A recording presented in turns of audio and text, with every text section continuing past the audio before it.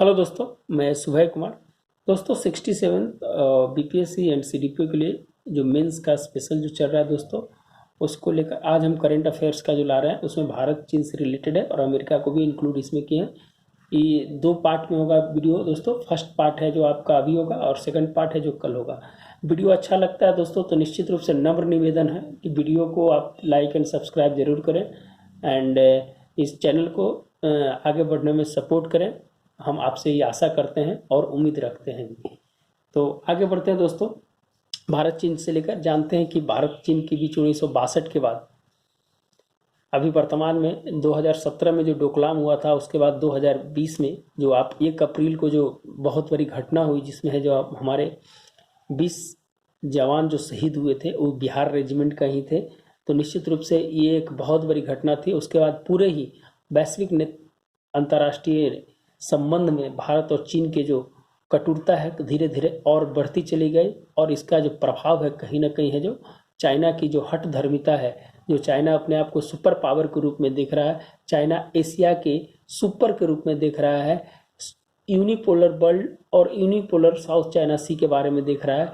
कहीं ना कहीं है जो चाइना की जो 2049 की जो नीति है, जो 100 साल जो पूरे होने वाला है, उसमें जो विश्व शक्ति के रूप में जो भरना चाहता है, उसमें बहुत सारे देशों को कुचल कर है जो आगे बढ़ना चाहता है। तो कहीं ना कहीं ये नीति है जो नकारात्मक रूप से है जो आगे बढ़ रही है और भारत इसका है जो पुरजोर विरोध कर रहा है। दोस्तों हम है जो एक ओवरव्यू लेकर चलेंगे। मेंस लिखने का तरीका यही होता है कि आपके पास कंटेंट हो, कंटेंट के साथ आपके पास वर्ड की है जो चयन करने की जो क्षमता हो, तब है जो आप मेंस है जो अच्छा से लिख सकते हैं। तो निश्चित रूप से आपको हर डायमेंशंस में लिखने की बात है। 4 पेज के अंदर में क्या लिखेंगे वो है जो डायमेंशंस बाय है जो बांटने का प्रयास कीजिएगा।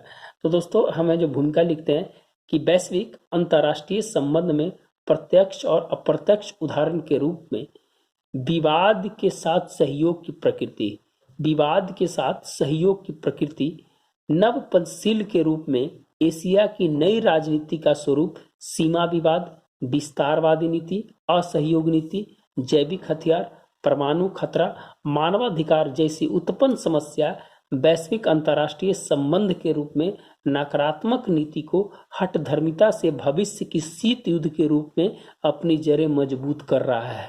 दोस्तों आप जानते हैं कि हर चीज का है जो निश्चित रूप से एक ऐसा उसका जो प्रतिफल होता है वो है जो कहीं ना कहीं है जो एक लंबे समय से जो शीत युद्ध जो रहता है, इंटरनली शीत युद्ध के रूप में जो कन्वर्ट होता है, वो आने वाला समय प्रत्यक्ष रूप से दिखाता है। इसलिए दोस्तों मैंने नकारात्मक नीति को हठ धर्मिता से, मैंने अपनी चाइना जो गलती कर रहा है उसको भी हठ धर्मिता से भविष्य की शीत युद्ध के रूप में अपनी जड़ें हैं जो मजबूत कर रहा है।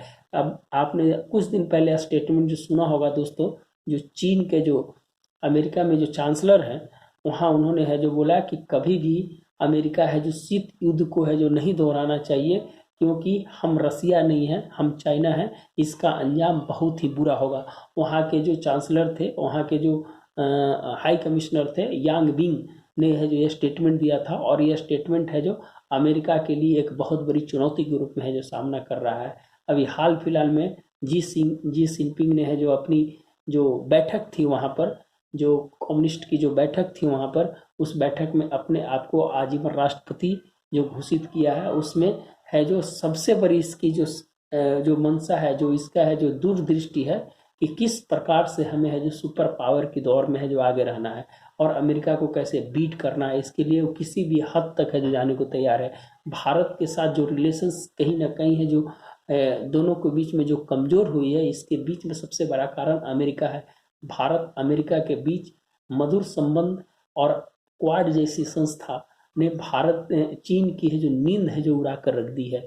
इस प्रकार जो ऑकस बना, मिडिल ईस्ट क्वाड बना, जो इंडिया और ऑस्ट्रेलिया जापान का जो सप्लाई चेन का रूट बना, रिकनेक्टिविटी वाइजियर जो बना, कहीं ना कहीं B3C जो G7 में बना, तो इसकी है जो कहीं ना कहीं जो प्रत्यक्ष रूप से है जो चाइना है जो इसके ऊपर है जो अपना है जो दबाव बढ़ाना चाहता है।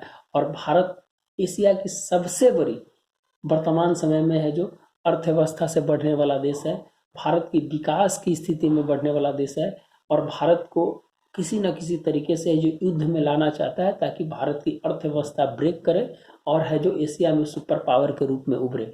तो निश्चित रूप से भारत को भी है जो अपनी विदेश नीति को वेट एंड वॉच की स्थिति में रखना होगा, ताकि है जो अपने सकारात्मक और रचनात्मक विचारों के माध्यम से अंतर्राष्ट्रीय राजनीतिक में वैश्विक नेतृत्व की क्षमता के साथ अपनी गठजोड़ बनाकर अपनी नई भूमिका में है जो देने का प्रयास किया जाए। निश्चित रूप से दोस्तों, भारत ने अभी वर्तमान समय में अपनी विदेश नीति को निश्चित रूप से है जो सकारात्मक भूमिका में देखा है, जहां पर है जो अपनी है जो एज लेने की भूमिका में रहा है। हमेशा है जो अमेरिका पाकिस्तान को और चाइना को कटघरे में खड़ा करने की कोशिश किया है, और भारत की ये जो नीति कहीं ना कहीं है जो सफल होती है जो दिखाई दे रही है। तो निश्चित रूप से आने वाला समय में है जो चाइना के प्रति जो भारत की जो एक नीति होगी, वो एक है जो आक्रामक नीति होगी, एक है जो निश्चित रूप से है जो जवाब देने वाली रणनीति होगी। तो इसी दिशा में है जो आगे की विदेश नीति है जो पूरी तरह से इर्द गिर्द जो घूम रही है। ये दोस्तों जो बातें बोल रही हैं, जो बातें बोल रहे हैं, इस बातें के अंदर में बहुत सारा चीज है जो छिपा हुआ है। आप इसको समझने का प्रयास है जो कीजिएगा। दिक्कत कहाँ कहाँ है दोस्तों? सीमा विवाद, BRI, साउथ चाइना सी, जैविक एवं परमाणु हथियार और मानवाधिकार जैसे मुद्दे जो हैं, भारत ने है जो हमेशा है जो अपने मंच से उठाने का प्रयास किया है। जहां आप साउथ चाइना सी की बात हो, अनक्लोज 1982 जो डैश लाइन की जो बात हो, तो निश्चित रूप से भारत है जो हमेशा है जो उठाया है। लोकतंत्र के समर्थक ताइवान, हांगकांग जैसे मुद्दे पर, तिब्बत जैसे मुद्दे पर भारत ने है जो पुरजोर समर्थन किया है। जैविक एवं परमाणु हथियार के माध्यम से भारत है जो हमेशा है जो इसका जो पुरजोर विरोध करता है कि मानव सभ्यता के विकास में वैज्ञानिकता को एक नई ऊंचाई पर ले जाना एक सकारात्मक चीज है। लेकिन अगर वैज्ञानिकता को अगर गलत प्रयोग करता है, तो आने वाला समय है जो निश्चित रूप से है जो उसकी स्थिति में ऐसी बन जाएगी जो कहीं ना कहीं है जो मानव जीवन और मानव मूल्यों के लिए है जो कहीं ना कहीं खतरा उत्पन्न हो सकता है। तो इसलिए दोस्तों, हमेशा है जो जैविक और परमाणु हथियार के बल पे निश्चित रूप से है जो चाइना है जो अपने आप को है जो विश्व सुपर पावर की स्थिति में देखना चाहता है। तो निश्चित रूप से कहा जाता है कि विदेश नीति जो होती है उसके है जो बहुत ही निर्धारित तत्व होते हैं। सिर्फ युद्ध करने से कोई भी देश है जो बड़ा नहीं हो सकता, कोई भी देश सुपर पावर नहीं हो सकता। उसके लिए बहुत सारे कारक होते हैं, उस कारकों पर भी हम चर्चा करेंगे दोस्तों। सीमा विवाद की जहां तक अगर बात किया जाए दोस्तों, तो भारत 3488 किलोमीटर की है जो सीमा विवाद है जो भारत चाइना के साथ है, वही चीन ने कहता है कि यह जो 2000 किलोमीटर का है। तो यहाँ पर हमेशा मंशा रही है।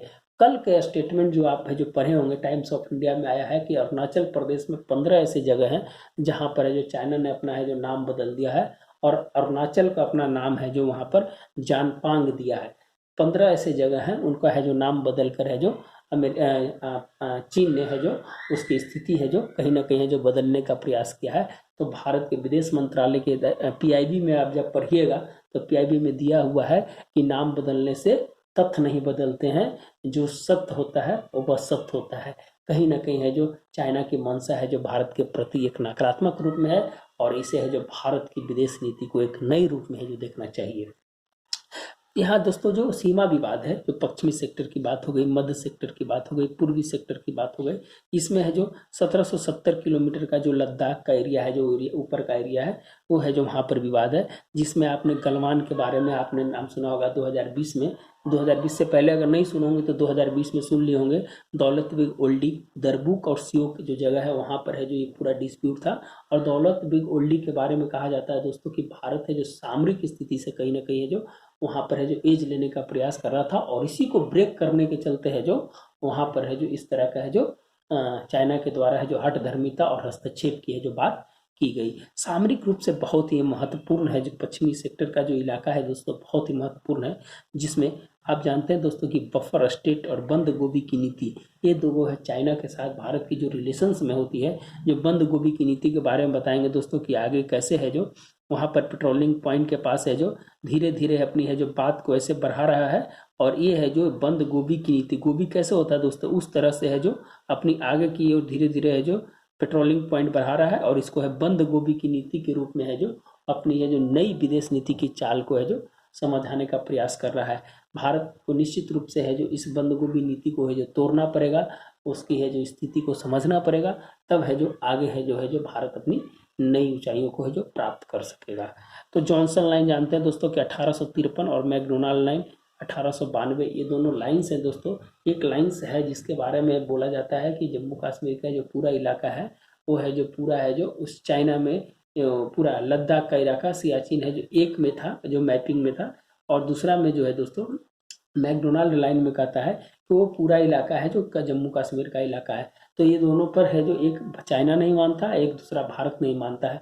तो इस दोनों लाइन का मतलब है जो कुछ है नहीं, लेकिन हम जानकारी के लिए आपको बता दिए कि जॉनसन लाइन 1853 और मैकडोनाल्ड लाइन 1892। फिर एक मैकमोहन लाइन जो हुआ था वो भी है जो डीमार्केटेड लाइन है, जिसका है जो कोई है जो अंत नहीं है उसका। डीमार्केटेड का मतलब है कि कहीं भी है जो बताया नहीं गया है उसको, वो है जो एक ऐसा ही है जो फिलिंग्स पेपर पे है जो उसको जो रखा गया था। इसलिए कहीं भी है जो आप जानते हैं कि जो पिछले बार सिक्किम के नाकुला में जो दोनों के बीच झड़प हुई थी, तो आमने सामने है जो दोनों देश की सेना हो गई थी। कहा कि डीमार्केटेड लाइन अगर रहता तो लाइन पता चल जाता कि ये चाइना है ये भारत है, वहां पर एक क्रॉस कर जाते हैं दोनों एक दूसरे के साथ और वहां पे जो झड़पें होती है, इसीलिए इसको बोला जाता है demarcated line of India China border relationship, तो उसको बोला जाता है। तो इसका जो समाधान के लिए दोस्तों एक WMCC कमेटी बना था, working consultants mechanism in cooperation of India and China. ये है जो बनाया गया था दोस्तों 1990 के दशक में बनाया गया था। ये धीरे धीरे इसको है जो बढ़ाया गया, 2005 में इसमें संशोधन हुआ, फिर है जो 2008 में हुआ, 2013 में हुआ, लेकिन कभी भी दोनों के बीच में है जो मैप शेयरिंग का काम है नहीं हुआ, जिसके कारण है जो ये समस्या है जो उत्पन्न होती रहती है। तो हमेशा बैठ के चलती रहती है। 13 दौर की वार्ता हो चुकी है, आप जानते हैं दोस्तों। 13 दौर की वार्ता के बाद अभी भी है जो वहाँ पर है जो कोई नतीजा नहीं निकला है, अभी भी है जो उस स्थिति में है जो पहले की स्थिति में था। कुछ कुछ पीछे हटे हैं, लेकिन अभी भी उसी स्थिति में है जो इसको देखा गया है। मध्य सेक्टर की बात, ये नॉर्मल मध्य सेक्टर में है दोस्तों की अतिक्रमण की समस्या ज़्यादा पर है, यहाँ पर कुछ ऐसे नहीं है। कुछ सिक्किम का इलाका है जहाँ पर आप डोकलाम, नाकुला और चुम्बी, अभी एक बैठक हुआ था दोस्तों, 3 पॉइंट्स एक बैठक हुई है भूटान और चीन के बीच में। 3 पॉइंट्स एक बैठक हुई है जिसमें इसका अभी है जो इसका क्या बातचीत हुई है उसके अंदर है जो बाहर नहीं निकल पाया है, लेकिन इसमें डिमांड अगर किया जा रहा है कि डोकलाम एंड अदर लैंड जो है एक दूसरे को स्वैप करने की बात की गई है। लेकिन भारत भूटान का हमेशा मित्र रहा है और निश्चित रूप से है जो भारत की जो सुरक्षा को ध्यान में रखते हुए इस तरह से डील है जो भूटान नहीं कर सकेगा। और इसके लिए अभी हाल फिलहाल में देखे हैं दोस्तों कि भूटान के सरकार ने भारतीय प्रधानमंत्री को वहाँ के ऑर्डर ऑफ जो सबसे बड़ा सम्मान होता है उस सम्मान से उसको नवाजा है। तो यहाँ से एक नया एंगल और एक नया पॉजिटिव साइंस है जो जाने का है जो प्रयास यहाँ से दिया गया है।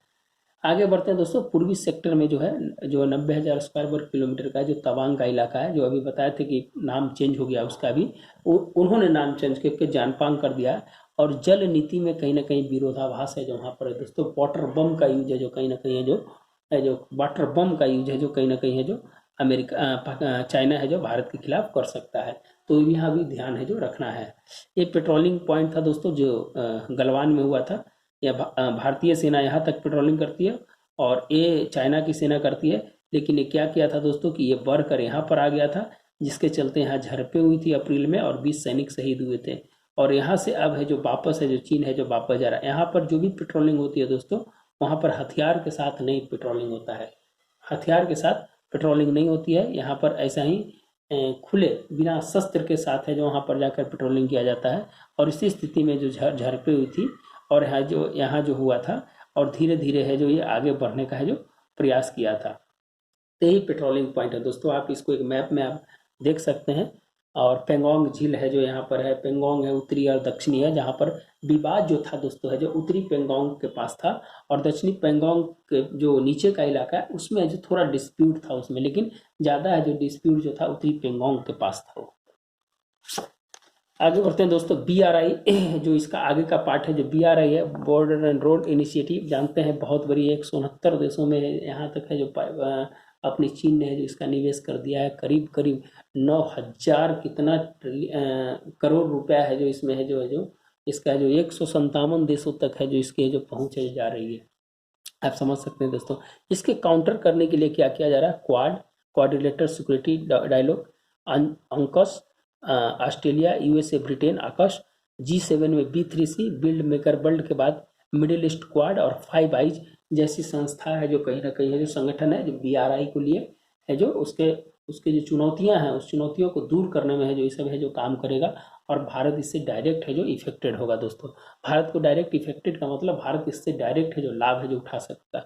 आप जानते हैं दोस्तों कि डेफ ट्रैप पॉलिसी है जो BRI का बांग्लादेश, म्यांमार, हम्बनटोटा, मालदीव और ग्वादर एक ऐसे है जो इसको डेप ट्रैप में फंसा रहा है और यहाँ से सीपैक गुजर रहा है दोस्तों, जिसपे जो संप्रभुता का खतरा है जो LOC है यहाँ पर POK है जो POK से जो गुजर रहा है, जिसमें जो भारत के लिए संप्रभुता का जो खतरा है।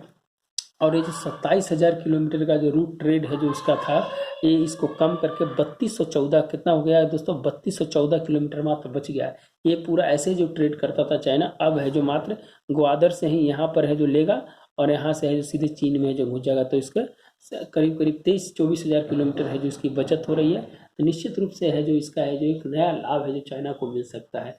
और चीन ने है जो छोटे छोटे देशों को है जो अपने डेप ट्रैप की पॉलिसी में फंसाकर वहाँ जो अपना अधिकार है जो जमाना चाहता है।